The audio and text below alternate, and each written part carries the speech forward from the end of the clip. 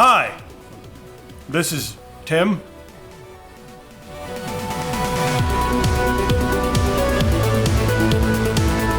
There's so much going on with AMD and Intel right now. The biggest news is that Raja has left AMD. Now, Raja was in charge of the Radeon group. A lot of people think that he was responsible for Vega, but guys, he was not really responsible for Vega. He showed up at a point where Vega was already in development. So, yeah, him leaving, I mean, he was very much a public figure, very smart dude, but now he's going over to from AMD over to Intel to do basically the same thing, and this comes at an interesting time. He's going to be working on both integrated and discrete graphics solutions for Intel. Discrete. So Intel has not had a discrete graphics card since like 1998. That's a long time ago. And back then we had more players in the market than just AMD and Nvidia. There were different options out there. I have to Google. I forgot when when Voodoo was around and 3DFX and all that sort of thing. But the market was bigger, and it may actually end up being interesting to have Intel with a dedicated graphics card, Nvidia with a dedicated graphics card, and AMD with a dedicated graphics card. And also, if Raja's going to be over there, I'm thinking that this is going to be very good for DirectX 12 and Vulkan support in future games, because Intel tends to lean more in that direction as far as the APIs go. Mostly, if he can push Vulkan, that'll be good for him, that'll be good for Intel, and that'll be good for AMD as well. I mean, it's going to be good for everybody. It's going to be good for us, because when we start full development on our game, the primary platform we're looking for is Vulkan, so we can do Linux support and also, like Switch and stuff like that. But so yeah, a lot of people are saying that there's also some kind of conspiracy now, guys, right? Everyone thinks there's a conspiracy too, like he showed up and just tried to screw up AMD and then went over to Intel. No, that's not what happened. So in other Intel and AMD news, Intel and AMD are teaming up. So right at the same time as the Raja quits AMD and goes over to Intel and AMD join forces to produce a new mobile chip. So the idea here is that you're going to have like the Vega architecture with an Intel core. Now the Intel cores, their integrated graphics are pretty mature at this point. And this is not going to replace that. You're still going to have the main core with the, the integrated graphics, the Intel whatever. But this is going to add like Vega-like architecture around it into an entire, well, you guys can see the package here. So they're making like an entire package. Now, what's really interesting about this package is they're putting some HBM modules around the side. They have a picture of that. Yeah, there it is. So you got your HBM modules around the side. You got your GPU all in one piece of PCB. But they're going to link all this together with silicon, not the standard traces on the PCB. That's going to be really interesting. It's going to allow us to have a way more powerful, small notebook. And you're going to be using the Intel graphics for most things, but when you when you jump into a game or do some like rendering or editing or something like that, the AMD module will kick on. And it's very interesting for Intel, one of AMD's direct competitors, to look at AMD and be like, your stuff's really nice, HBM is really awesome. Let's just work together on this. And maybe they're feeling some competition because they're not the kings like they used to be. Now you got Broadcom and Qualcomm and even Nvidia doing a lot of different things out there. Nvidia pretty much owns the laptop gaming market. The dedicated, discrete graphics, they own that stuff. So if this Vega plus Intel combination is fast, efficient, and small, that's going to be really cool. Like, really freaking cool. Think about it, like 13-inch, like Asus ZenBook or 13-inch Dell, whatever. It's probably going to be used in the new Apple products as well, but the possibilities are pretty cool with that stuff, guys. So throw your conspiracy theories in the comments. We just love reading those. Tesla running on hydrogen. How about that? A group in the Netherlands called the Holthausen group. Correct me in the comments. That's always fun. So they got a Tesla Model S secondhand, right? And they did a ridiculous modification where they took some hydrogen fuel cells and then hooked that up so that they would essentially feed and keep the battery charged for longer. And they were able to add an additional 500 to 600 kilometers on to the range of the Tesla Model S, which is pretty huge. Now, hydrogen, there's been a lot of arguments about, whether it's practical or not. This modification costs $58,000. Tag that onto a $79,500 car, and you're looking at close to $1 million right there. So most people are not going to do this, but if they streamline this and add hydrogen onto the fuel cells, you'll be able to drive a long way, then just refuel your hydrogen, then you got to refuel your battery. It's not practical. It's like you got to go one way or the other. You can have the fuel cell or the battery, and then maybe you just replace the hydrogen and let the hydrogen keep recharging the battery. I don't know, but the whole hydrogen argument is not dead. And the fact that these guys, without any help from Tesla, were able to reverse engineer, figure out how this works. They said that Tesla's engineering was like navigating a maze, trying to figure that stuff out. But the fact that they actually got this thing working is pretty interesting. All right, anyway, moving on. Let's talk about some science, guys. Well, and we're also going to get into some ethics here as well. So, stem cell technology is really advanced, right? How do you guys feel about putting tiny human brains into rats? What do you think would happen? Well, I guess the stem cell technology has gotten to the point where they've actually been able to take miniaturized human brains, put them in rats, and then the rats can live for, I think one of them lived for up to a couple of months, maybe 20, 40 days, I figured it was. But the rat lived for a little while, and the brain started working like a normal brain. It was firing off and telling certain parts of the body, to do things, and it even reacted to psychedelic drugs and that sort of thing. So we're getting into some weird, areas right now where we're able to grow these miniature human brains in other animals. Now, there are a lot of ethical arguments here, and the scientists are already saying, like, we are at a point where we are just ahead of ethics. Ethics is over here trying to figure out, like what babies are, like our baby, or when a baby is alive and stuff, and we're over here putting human brains into other animals. I mean, like, what if we could put a human brain into a chimp or something like that, like a full-size human brain into a chimp? Are chimps' vocal cords, good enough for them to be able to speak? Will they be able to read and write and learn and all that sort of thing? Like, there's those implications. Are these animals going to be conscious? Are they self-aware? Are they are they alive essentially? I mean, of course they're alive, but I mean, are they conscious? Yeah, that's something that we're gonna have to argue and try to figure out. But I'm curious, what do you guys think about studies in this direction? And what if we could grow these human brains and grow some more biomaterial, couple it together with some synthetic components like computerized components, and then create true cyborgs, or like man-made entities that have human brains? Maybe creating human brains, maybe that's the next step in artificial intelligence supercomputing. Just throwing some ideas out there. We're going to get even deeper right now. We're talking about aliens. How about this, guys? And we're going to take this seriously because China is taking this seriously. They've just completed the world's largest microwave antenna. Now, this is just going to basically be listening to the cosmic microwave background to see if anyone is, microwaves and then radio waves as well from outer space. The radio is mostly a radio dish. I said microwave, but it's a radio dish. It's twice the size of any other radio dish in the world. They actually had to move people out of the way for this thing. They built it in between some mountains there, and it's huge. So they also talk a lot in this article about Xixin Liu. I believe that's how you say it. Xixin Liu. He is China's top sci-fi author, and he won a Hugo Award for his book entitled The Three-Body Problem. So he was consulted a lot on this.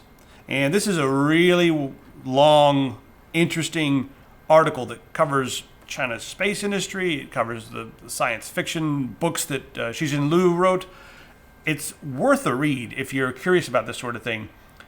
But the implications overall are, what happens first if China is the first country to make contact with another extraterrestrial civilization? What would the implications be? And there's lots of different theories out there. It could make, some people think it'll bring the world together. A lot of people think that it will actually pull the world even farther apart. If China makes first contact and gets access to things, will China share the technology that they get from this stuff? There's all that, right? Then there's also the fact that in Xixin Liu's book, the second book called The Dark Forest, he explains that the universe is kind of like a dark forest, and there are other, other beings out there. There's other civilizations out there that have, far more technology than we do, and they're waiting in the dark forest for someone to step on a twig or someone to make a noise so that they can annihilate them, because they see any other civilization in the universe as a threat that could possibly eliminate them. So just to be safe, they eliminate the other civilization first. So building a giant antenna like this, could be, right now we're just listening, but let's say we start broadcasting. If we start broadcasting, that could be extremely naive, because there may be a few, civilizations out there in the vastness of the universe that have a lot of technology that are helpful. But, that whole dark forest idea, you guys have to read these books. You freaking just have to read all three of them. Part 2 and 3 are mind-bending. They're hard sci-fi. They won a Hugo Award, the first sci-fi book that's ever been translated and won a Hugo Award. You guys have to read these books if you like sci-fi. They will bend your mind, and every other sci-fi after that will be kind of watered down. But yeah, this is something we can make an entire episode on. But read the second book. Think about it. Is it naive to be trying to contact the outside world? Our curiosity, will it be our death? Who knows? So during the actor strike, Amazon, they started using the CryEngine. They created Lumberyard, their own engine to make video games, right? So they've now included text to speech in the latest update. You can go in and create characters, and you can even edit some of the code to edit the way they say things. You can change the way they say certain names. You can make them misspeak and all that sort of thing. To me, if you look at the video here, it's a fluff piece. It still sounds like text-to-speech. It's not incredibly immersive, but what I'm curious about from you guys out there in the audience is, let's say you're playing an RPG, and there's a lot of content. Would you rather the RPG have text-to-speech for non-essential characters, or would you rather it just have text on the screen so you can read it, be immersed? Do you think the text-to-speech, if it's like, oh, hello, I have lots of wonderful potions for sale for you. If it's like very mechanical and robotic, do you think it'll be engaging enough, or will it break the immersion and make you feel like, okay, I'd rather just read that and imagine? I'm kind of on the fence of I think I'd rather just kind of read that stuff unless it's a comedy game, but it will kind of break the immersion for me. But I'm curious as to what you guys think. Everything must be connected to the internet, and the internet must be connected to all things. So Amazon Alexa got someone into a little bit of trouble in Germany, in Hamburg to be exact. So this guy leaves his house, it's late at night, and Amazon Alexa, according to him, unprovoked, without him touching his phone or anything, comes on at full blast and starts playing music. The police were called, they thought he was having a party, and they actually knocked his door down to come in and turn the device off. He must have had this thing hooked up to a sound system or something, because I cannot imagine Alexa making enough noise to wake up the neighbors. But in full blast, it could, I guess, be pretty annoying if you're in an apartment building with, pretty thin walls. That got me to thinking. We've seen in the past all these little devices where you can come in with a little device and turn TVs on or change channels, or it just bother people like that. These practical jokes have been going on for a long time, but this is something that's accessible over the internet. And it's always on, and it's always connected. Of course, there's the problem of hacking and that sort of thing. But what about friends just picking up your device and playing practical jokes? Or what about people, creating joke apps where we can go online and just make people's oven turn on in the middle of the night? Ha ha ha! Funny joke. Just stuff like that. We have to think about those things as well, because the security on these things is just like the science versus ethics argument. The technology's moving ahead way faster than the security can keep up. And we're going to be way over here with everything connected while everyone just goes, oh, horse boogers. That's pretty much how it's going to be. So it's funny. Yes, I've decided it's funny. All right, hats off to the voters in Colorado who've said a big thank you to Comcast. So Comcast got together with, I guess, paid off a lot of people 10, 12 years ago. And they made a law in Colorado that said that municipalities and cities cannot have their own broadband services that are that are used as utilities. And right now, as it is, about half of Colorado has voted against this, to overturn this. So it's almost like it's backfired in a way, because before, Comcast had a lot of the market, and yes, there were a few places in Colorado that were creating their own broadband, but by turning up the heat and then making it an issue, paying off a lot of people in the government in Colorado. That's really kind of lit a fire under the asses of many of the people in Colorado, and now they're demanding to get municipal broadband in their areas. So it seems like it has backfired. It's brought awareness to the issue, and now the citizens have responded. Local mayors and stuff are doing their part, and it looks like a lot more is going to happen, and many more of the cities and areas in Colorado are going to get municipal broadband because of this stuff. So hats off to you guys. Stick it to Comcast. And Comcast, we wouldn't have these problems if your service was actually decent and priced fairly. So, but when it sucks and you try to tell people that they can't have any options, no. The option is that this sucks, and that's all you get. And you try to legislate that? No. So we need that all over the country. Municipal broadband. I'll take anything that actually works better than Comcast. I don't care if it's what it is. All right, let's see what we're playing.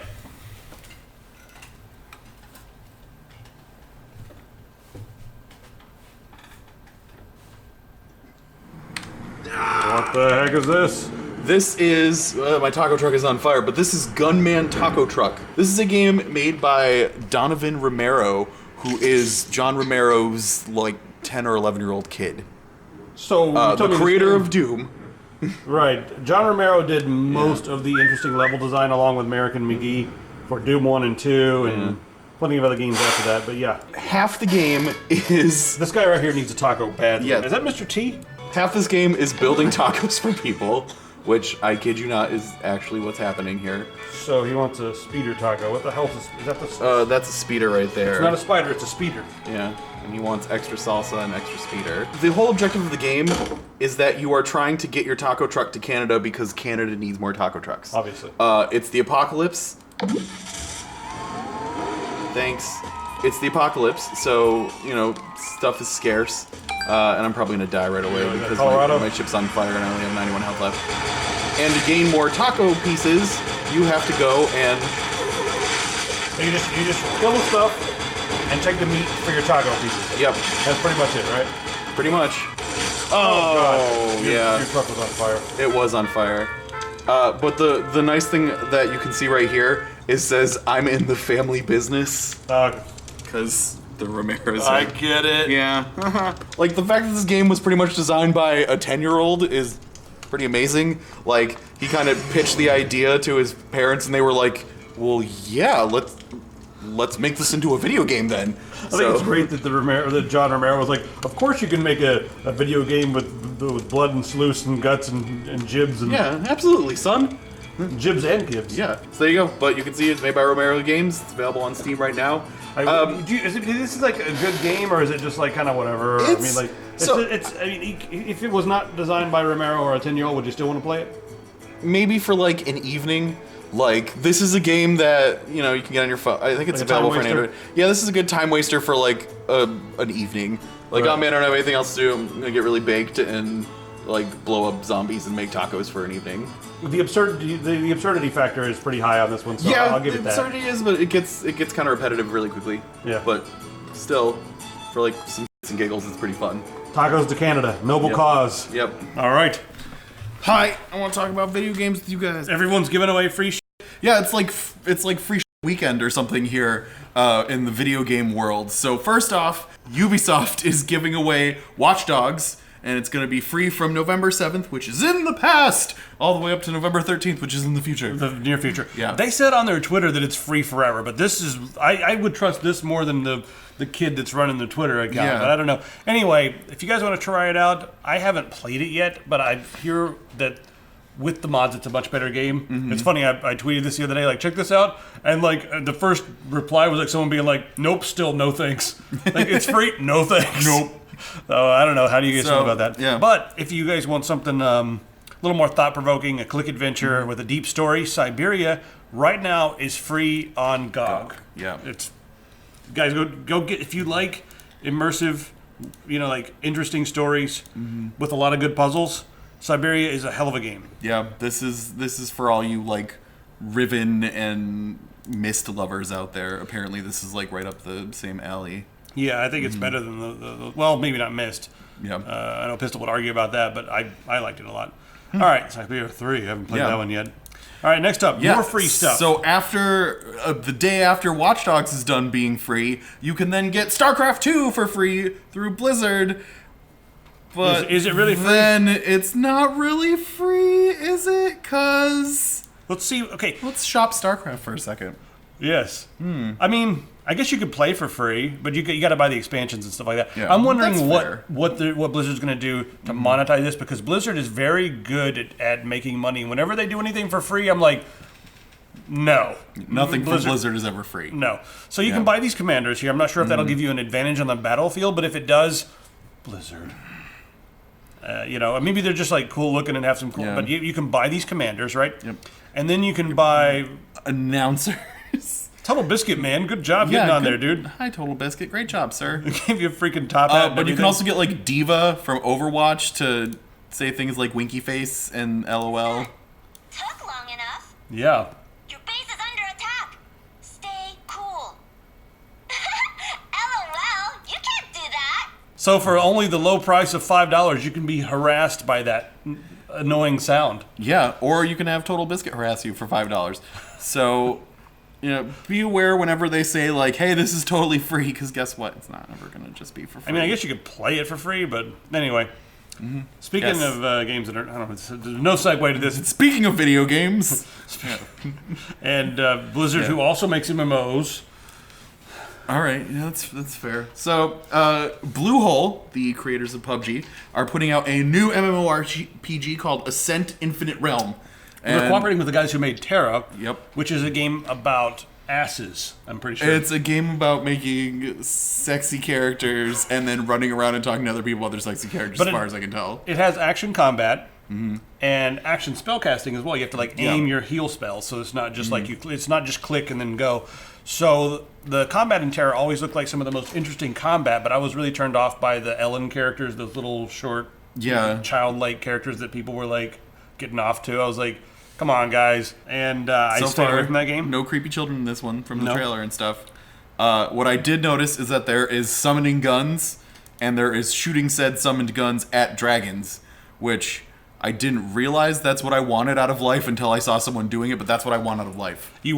That's why you want to play this. You want to shoot dragons with guns. Shoot dragons with guns. Look at that. There's like mech suits and stuff. There's like dudes summoning things. There's like fireballs. Like you got like all these active turrets and stuff. There's later on. There's the guy like sitting in one of those like anti-aircraft guns, like chug things. Take down. Like look at it. We don't know what they're called. Yeah, they're called anti-dragon guns. Because we didn't vote for Trump, we don't know what those things are called. This looks fun. This looks pretty neat. The what they've put for the gameplay reveal and stuff looks pretty interesting. I would say that based off of it meeting the prerequisites of explosion, dragon killing, this might be an MMO that I would actually lose some time to. All right, so that's pretty much it, guys. That's the show. Grab a T-shirt. The brand new Google's Not Your Friend or whatever it is. What are those new T-shirts? The shirt of the month. Doesn't care about you. Yeah, Google doesn't care about you. The shirt of the month. Get it out there. Wear it around. People need to know this. Google has really been embedded into all of our society, and you can help us make a statement while we help you make a statement by giving us money and we give you a shirt. That's how it works. So get over there to the store, check it out. That'll show them. Yeah. Yeah. We'll make money off of your activism. But it's our activism too. Now, really, it's fight the power by giving us money. All the money goes toward keeping us afloat, making new products, making new videos. And while you're at it, the stuff is on Amazon. The mouse is on Amazon. The white mouse is on Amazon. You guys didn't even know? I didn't even know there was a white mouse because I'm so overworked that I forgot if I said yes or no when I was getting the white mouse, or I forgot if the company said yes or no. We should call it the Arctic Fox. The Arctic Fox is what it should be called. All the white editions of all Fennec products should be the Arctic Fox from now on. I'm just saying. What do you guys think? Yeah. We do so many things that are non-video around here. I'm almost like, would you guys like a video of all the shit we do behind the scenes? Would that be interesting? Like the stuff we do that's not YouTube that you don't see. That when you're turn on and be like. They do a couple videos a week. Do you guys want to know all the other stuff we do? Yeah. I don't know if I feel like talking about it or not. I don't know why they can't get out more videos during the week. It's not like they're doing anything else. Maybe if YouTube was our primary thing. Remember, if you want to write some articles for the website, get that community going over there, send submissions to Justin at Tech Syndicate. So, pretty much it. I want to read your stuff. All right. Cool. That's enough. Bye, everybody. Artificial intelligence. No, it's not artificial intelligence.